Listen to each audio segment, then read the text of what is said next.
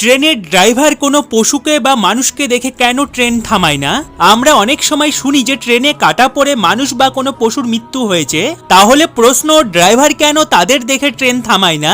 এর পেছনের কারণ জানলে আপনারা চমকে যাবেন। কিন্তু তার আগে আপনার সুন্দর আঙুলটি দিয়ে চ্যানেলটি সাবস্ক্রাইব করে ভিডিওটিতে একটি লাইক করে দিন, কারণ আপনাদের সাবস্ক্রাইব আর লাইক করা আমাকে আরেকটি নতুন ভিডিও বানাতে মোটিভেট করে। ট্রেনের ড্রাইভার যদি সামনে কোনো পশু বা মানুষকে দেখে আর সেই সময় যদি ট্রেনের স্পিড কম থাকে, তাহলে ট্রেনের ব্রেক লাগিয়ে তাদের বাঁচিয়ে নেয়। কিন্তু যদি ট্রেনের স্পিড অনেক থাকে আর তখন ইমার্জেন্সি ব্রেক লাগিয়ে কোনো লাভ হবে না, কারণ 100 কিলোমিটার প্রতি ঘন্টা চলা ট্রেনটি যদি ইমার্জেন্সি ব্রেক চাপে, তবুও ট্রেন 800 থেকে 900 মিটার যাওয়ার পরেই পুরোপুরিভাবে থামবে, কিন্তু এতক্ষণে অনেক দেরি হয়ে যাবে।